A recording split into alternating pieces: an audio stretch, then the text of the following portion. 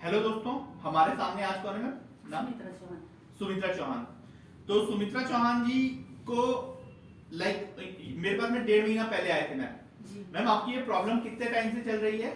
मुझे तो सर बहुत पहले से ये कम से कम बस तो 20-25 साल हो गए। 20-25 साल हो गए मैम की प्रॉब्लम को।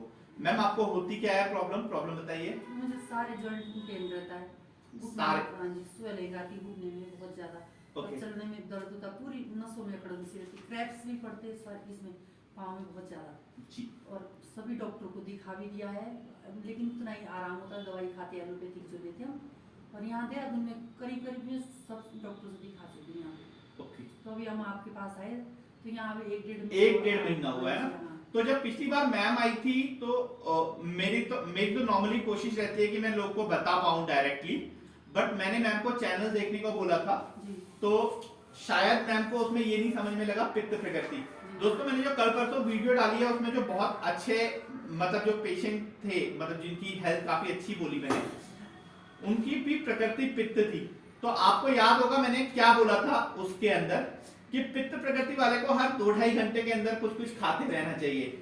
मैम की जिन डॉक्टर से बात हुई उन्होंने इनको इसके विपरीत बताया और उसका क्या नतीजा निकला क्या नहीं निकला इसके बारे में हम लोग मैम से बात करते हैं। तो मैम आप बता रही थी, बताइए जो बता रही थी फिर से बताइए एक बार। मैंने जो एलोपैथिक दवाई खाई है उससे उतना ही आराम मिलता जितनी दवाई खाओ। ओके। और फिर इसलिए कई डॉक्टर से यहाँ हम दिखा चुके हैं। अच्छा।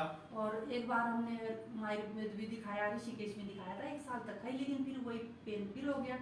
फिर हम हरिद्वार भी गए थे, पतंजलि में भी गए थे। अच्छा अच्छा। वहाँ की भी खाई, लेकिन उसके बाद फिर वही पाँव में दर्द, प्रॉब्लम फिर से शुरू हो गई। ठीक है।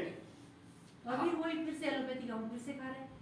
तो दोस्तों इस चीज का कारण वही है जो मैं आपको बता रहा था। देखिए पित्त प्रकृति वाले की अग्नि बहुत तीव्र होती है। अगर वो अपनी अग्नि को कुछ देता नहीं है, आहार नहीं देता है, तो उससे क्या होता है, उसकी जो अग्नि होती है वो उसकी ही अंदर की धातुओं को जलाने लग जाती है। ये वाली चीज सर्दियों के दौरान बहुत जल्दी होगी क्योंकि सर्दियों में हमारी अग्नि जो होती है वो अति तीक्ष्ण होती है। इसीलिए आपने देखा होगा जो भी भारी भारी चीजें होती है वो हम सर्दियों में रखते हैं, जैसे मूंगफली हो गया, जैसे तिल गुड़ के लड्डू हो गए। आपने देखा होगा ये हम ज्यादा गर्मियों में नहीं खाते, ज्यादा हम लोग सर्दियों में खाते हैं। उसका लॉजिक क्या है कि इस सर्दियों में हमारी बॉडी उसको पचा सकती है। अब मैं ऐसा नहीं बोलूंगा कि सारे लोग को मूंगफली खानी चाहिए सर्दियों में। किसी भी आदमी को दर्द है वो मूंगफली खाएगा सर्दियों में तो उसका यूरिक एसिड बढ़ेगा, उसकी बॉडी में पेन बढ़ेगा, तो बेटर है वो ना खाए। लेकिन फिर भी बेटर है गर्मियों के मुकाबले सर्दियों में ज्यादा पचेगा। दैट इज माय पॉइंट, है ना। तिल और गुड़ आपको खाना चाहिए क्योंकि तिल पचने में भी थोड़ा मतलब आपके पेट को साफ रखता है। इसके अलावा तिल जो है वो आपकी हड्डियों को भी मजबूत रखता है। दोस्तों पित्त प्रकृति में क्या होता है, जब हम लोग अपने खाने को, अपनी अग्नि को काफी देर तक खाना नहीं देते तो वो शरीर की कुछ कुछ धातुओं को जलाने लग जाती है। उन धातुओं में आती है अस्थि। इसी वजह से पित्त प्रकृति वालों की लेटर स्टेज में हमेशा अस्थि धातु जो होती है वो कमजोर होती है। कुछ बीमारियों के साथ मिलके वो और प्रॉब्लम क्रिएट कर देती है। दूसरी चीज, जब आप ज्यादा देर तक भूखे रहते हैं तो क्या होता है, हमारी जो बॉडी होती है वो हमारी अग्नि को ही शांत करने की कोशिश करती है। क्यों शांत करने की कोशिश करती है? क्योंकि अगर नहीं करेगी अग्नि को शांत तो वो अग्नि जो है वो और कुछ जलाने लग जाएगी। तो इसके लिए हमारी तरफ बॉडी क्या करती है, उस अग्नि को शांत कर देती है।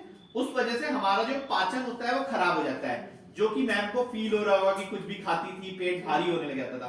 तो मैम जब से आपकी दवाइयां लेना शुरू हुई हैं, क्योंकि मैंने आपको इसमें पाचक मेडिसिन वगैरह भी दी थी, तो आपका जो रिमेटिक फैक्टर था वो कंट्रोल आ गया?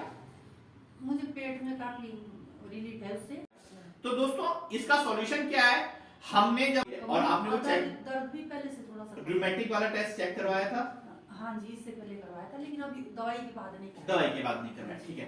तो दोस्तों जैसा मैं मैम की नाड़ी वगैरह देख रहा हूँ, मुझे वो वाली चीजें भी कंट्रोल दिख रही है, वो धीरे धीरे और कंट्रोल मिलेगी, उसमें हमें कोई कंफ्यूजन वाली बात नहीं है। बट क्योंकि मैम ने अभी वो खाना 2-2.5 घंटे में खाने वाली चीजें जो थी वो पूरी अच्छी तरह शुरू नहीं की, तो इसीलिए मैम का जो आराम था वो पूरी तरह नहीं मिला। दोस्तों यहाँ पर मैं एक बात को और एड्रेस करना चाहता हूँ, मैम ने एलोपैथिक दवाई को बिल्कुल बंद कर दिया।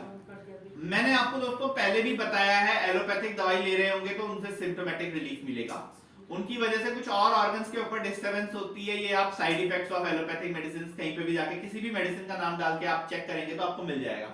लेकिन दोस्तों एक पॉइंट है, प्लीज किसी भी एलोपैथिक दवाई को एकदम से बंद ना किया जाए। क्यों ना किया जाए? क्योंकि ये आपकी बॉडी को कई बार हैबिट फॉर्मिंग होती है। अगर हम लोग उसको एकदम से बंद कर देंगे तो आपको अगेन उन्हीं तकलीफों से फिर से गुजरना पड़ेगा। जैसे मैं आपको 4 या 5 दिन हुए दवाई बंद किए हुए, मैम आप गलती मैम से हुई, दीदी से हुई, मेरी चाहत है कि वो आप सारे के सारे लोग ना करें। तो आयुर्वेदिक दवाई खाते हुए जब आपको थोड़ा सा आराम मिलता है तो आपका सबसे पहला काम है एलोपैथिक दवाई को बहुत धीमे धीमे धीमे धीमे कम किया जाए।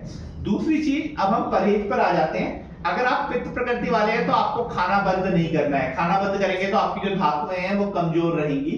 तो प्लीज उन सारी पोषण करने के लिए थोड़ा थोड़ा खाना दिन में 6 से 7 बार खाइए। मैंने हर 2-2.5 घंटे में बोला है, आप चेक करेंगे तो 2.5 घंटे का मतलब 7 बार मिनिमम आएगा।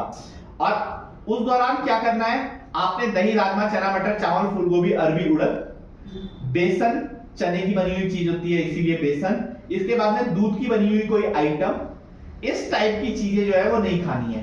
इसके अलावा जो साग हो गया, पालक का साग और सरसों का साग, ये दोनों साग हमने नहीं खाने हैं, चौलाई भी नहीं खाना है। इन चीजों के अलावा आप दूसरी चीजें खा सकते हैं, बट उनको थोड़ी थोड़ी मात्रा में खाइए, हर 2-2.5 घंटे के अंदर खाइए। अभी सर्दियां आ रही हैं तो आप जितना तिल खाएंगे वो भी आपके लिए थोड़ा सा हेल्पफुल रहेगा। तो दोस्तों, यही संदेश के साथ, आपकी स्वास्थ्य की मंगल कामनाओं के साथ, आपका स्वास्थ्य अच्छा रहे। जय धन्वंतरि।